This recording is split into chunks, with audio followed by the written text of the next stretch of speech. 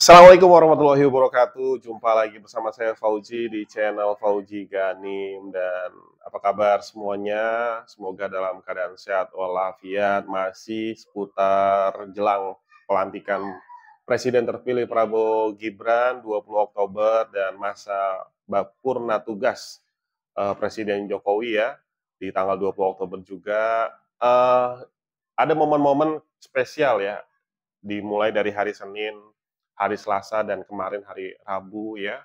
Eh, ada pemanggilan-pemanggilan yang dilakukan oleh Prabowo Subianto. Di mana di dalam pemanggilan itu di hari Senin sudah ada 59 orang, 49 orang, kemudian di hari Selasa juga ada 59 orang. Ini seperti informasi yang beredar bahwa Prabowo menyiapkan 46 kementerian dan tentu juga beserta wakil-wakil menterinya dan kepala-kepala badan ya. Nah, maka jumlahnya sangat banyak yang dipanggil itu. Dan dari 2 hari tersebut yang menjadi pertanyaan banyak di media adalah tidak adanya wakil dari PDI Perjuangan. Nah, yang dimana itu yang sangat ditunggu-tunggu, apakah PDI Perjuangan akan masuk di pemerintahan Prabowo.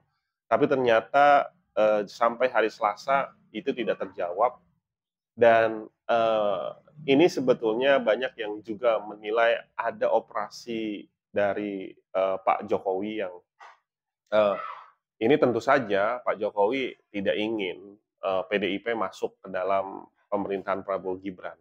Walau bagaimanapun hubungan Pak Jokowi dengan Bu Mega ini sangat sangat keras gitu ya.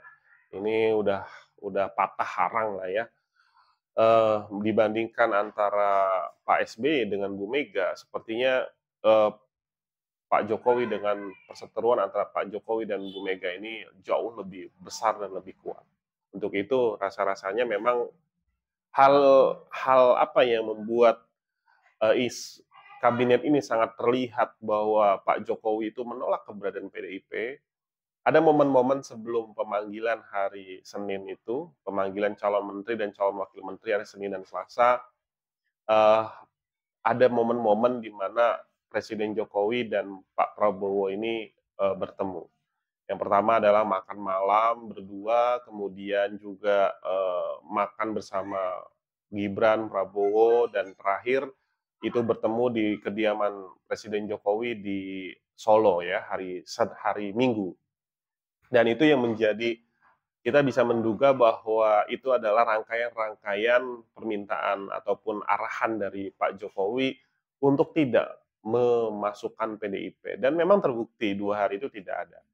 Nah, namun kemarin ya hari Rabu Presiden terpilih Pak Prabowo ini mengumpulkan para menteri-menteri calon-calon menterinya di Hambalang. Itu adalah disebut sebagai apa namanya pembekalan ya, pembekalan kepada calon menteri sebelum mereka nanti secara resmi dilantik oleh Pak Prabowo gitu ya. Dan mengejutkannya adalah di Hambalang tersebut hadir mantan kepala BIN Budi Gunawan. Nah, Budi Gunawan ini dianggap sebagai sebagian orang bahwa merupakan orang kepercayaannya Megawati. Maka yang jadi pertanyaan adalah Budi Gunawan ini representatif PDIP atau representatif pribadi. Namun kalaupun misalkan ini atas perwakilan dari PDIP, pertanyaannya kenapa cuma Budi Gunawan gitu ya? Tidak ada calon-calon lain yang sudah disebutkan nama-namanya sebetulnya dan sudah juga mendapat izin dari Bu Mega. Nah, namun yang hanya terlihat adalah Budi Gunawan di Hambalang dan dikonfirmasi oleh menteri-menteri yang juga hadir bahwa memang di dalam pembekalan tersebut hadir Budi Gunawan yang juga diproyeksikan sebagai calon menteri gitu ya. Nah, namun jika pertanyaan balik lagi bahwa Budi Gunawan ini adalah representatif PDIP atau representatif dirinya sendiri, juga banyak yang mengatakan bahwa bukan representatif dari PDIP. Artinya PDIP sampai hari ini tidak memiliki calonnya sebagai calon menteri di kabinet Prabowo Gibran. Ini sesuai dengan penolakan yang dilakukan oleh Pak Jokowi untuk tidak memasukkan PDIP. Artinya di masa pemerintahan akhir Pak Jokowi, dia juga masih sangat powerful untuk bisa mengendalikan Presiden terpilih Pak Prabowo ya jelang pelantikan. Nah, eh, bisa dimaklumi ketika Budi Gunawan ini bukan representatif PDIP, melainkan adalah orang yang juga dekat dengan Pak Jokowi dan Pak Prabowo.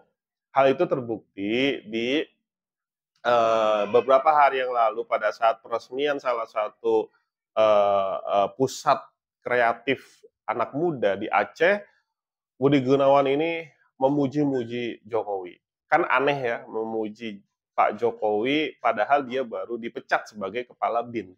Nah ini aneh. Nah makanya disitulah yang dimana terjawab bahwa sebetulnya BG ini bukan hanya representatif kedekatan dengan Bu Mega, melainkan juga Pak BG ini dekat dengan Pak Jokowi, dekat dengan Pak Prabowo, artinya dia masih masuk di dalam apa namanya calon-calon yang diusulkan baik Prabowo ataupun Pak Jokowi.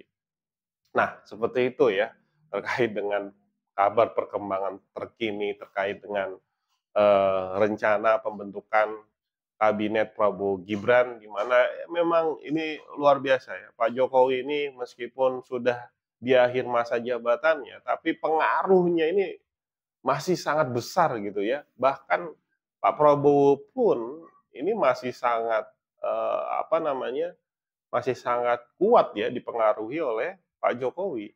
Nah ini ya, tapi memang Pak Prabowo ini kan juga menganggap tidak sungkan menganggap bahwa Pak Jokowi merupakan guru politiknya. Ya, 2 kali dikalahkan dan dia harus masuk kabinetnya Pak Jokowi di periode kedua dan akhirnya dengan dukungan Pak Jokowi pun dan di situ ditempatkan putranya yaitu Gibran menjadi wakil Pak Prabowo, akhirnya Pak Prabowo mampu memenangi Pilpres 2024. Karena kalau itu tidak ada dukungan dari Jokowi, saya rasa juga tidak akan menang ya. Nah, makanya hutang budi Prabowo terhadap Jokowi ini sangat besar gitu ya.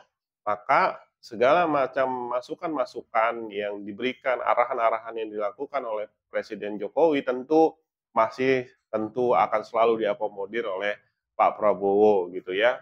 Nah, seperti itu ya update terkait dengan kondisi perpolitikan di tanah air saat ini. Semoga menambah informasi buat semuanya. Kita tunggu nanti ya bagaimana kelanjutan ini kabinet dan jelang pelantikan presiden dan wakil presiden terpilih Prabowo Gibran tanggal 20 Oktober. Sampai bertemu di video berikutnya. Assalamualaikum warahmatullahi wabarakatuh.